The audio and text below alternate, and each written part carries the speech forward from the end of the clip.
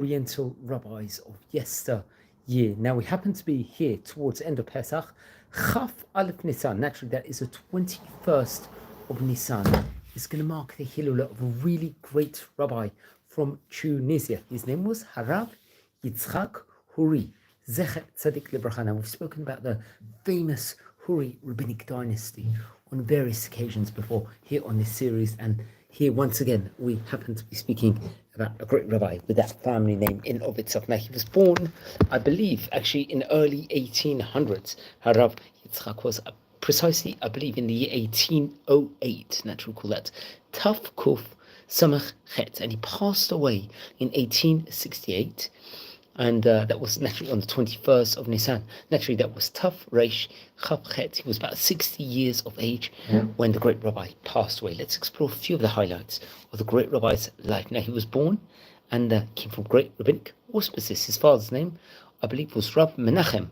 And he was born in the island of Beg'raba in Tunisia. Now, we've spoken about Beg'raba, respectively, on various occasions. Island that was in Tunis, respectively, had a great Torah galaxy of Talmidei Chachamim students. There was yeshivot there. There was synagogues there. There was a very vibrant Torah, also very, very great Jewish life in of itself. Now, he would learn under the auspices of his father, Rav Menachem Houri, who happened to be a very great rabbi, and also another famous rabbi, Rabbi Yitzhak Haddad. I believe we spoke about him on recent classes and on various other classes also, which I recommend everyone to watch over the previous videos we have recorded in this series. Okay, now Rabbi Yitzhak Houri would be appointed a judge, a Diyan, in Beg'raba. He would, which was a very prominent, great position, and it appears that he was the author of the Aliyat Rabbi Yitzhak Houri, if I'm not mistaken. Now, there was great yeshivot at that point in time, as I said before, in Beg'raba, and I think there was he was responsible within regards to a great sifriya, great library of great Torah books in of itself. He would teach the throngs of the public in Beg'raba, many, to huge amounts of kiruv, mitchazek, strengthen the community within regards to a religious level. And I believe he was close to another famous rabbi, Rabbi Sasi HaKohen Yonatan, very, very great rabbi. He happened to be head of Jewish court in Beg'raba, and very much was very close, I think, throughout their lives. Now, I believe it's reported over that he gave, I think the family descendant would actually get married to Rav Yonatan, respectively, which is very interestingly, and very much this Avbedin head of Jewish court role was a centrality within regards to promoting and judging excellent cases and bringing about emet in the vicinity in of itself.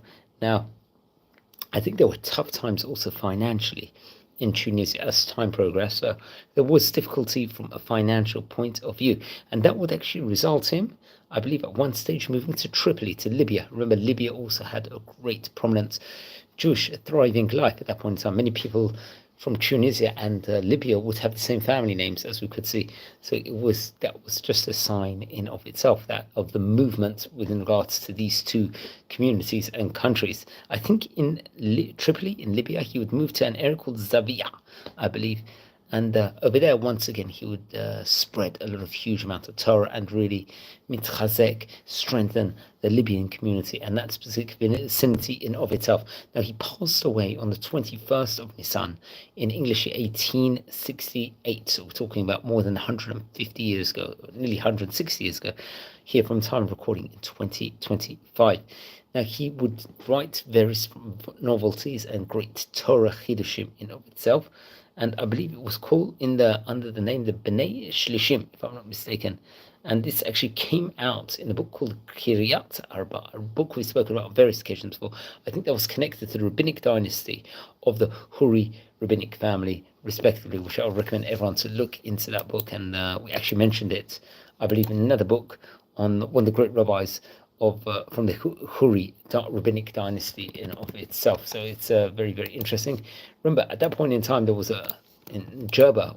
Maybe we should do a whole video just talking about the Beg'raba and the Tunisian Jewish community, Jewry in of itself, because it was a period, a really a golden age with regards to Torah and Jewish life and thriving Jewish life, respectively. So that is something I'll be excited to definitely speak about at a later stage. Now, the 21st of Nisan happens to be his Hilula, so that is so obviously it's a prominent time within regards to the Jewish calendar and within regards to his life. You know, we've spoken about various Rabbanim that would become great rabbis, especially, I believe, in Tunisia. Now let's explore some of his descendants. One of his sons was Rabbi Rachamim Houri Hasheni.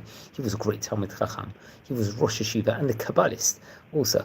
And I think eventually he would, at the end of his days, he would move to Eretz Israel. Another one of his sons was Rabbi Menachem Houri, who was, I think, a wealthy person and was head of the Jewish congregation of B'g'raba, a very prominent role. Now he would have a son-in-law, Rabbi Menachem Mezuz.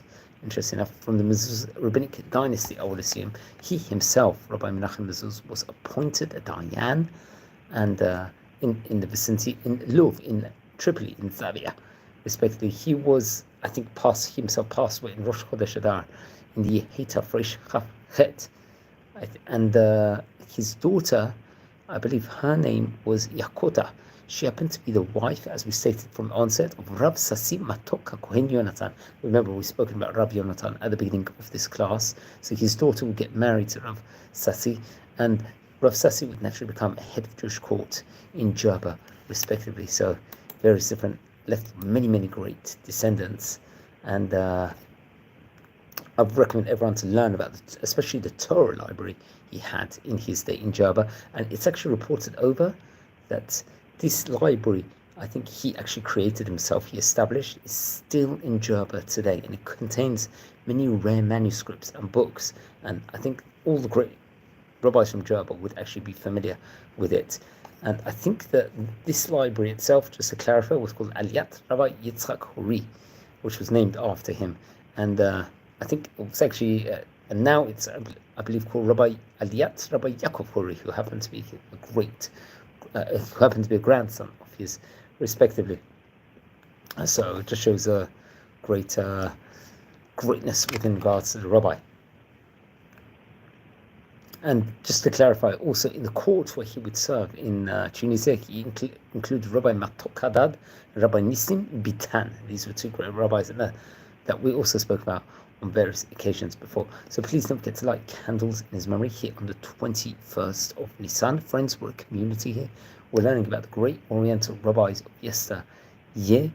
If you happen to be related to any of the great Chachamim we are speaking about, please send me an email. I would love to hear more. And if you haven't subscribed yet to the channel, please subscribe to the channel. We are nearing about 6,500 members. Now, according to another place, it says his Hilul was on the 20th of Nisan. So I'd love clarity on that, just to point that out now. So wishing you all blessings here from Israel. Take care, and Chag Sameach.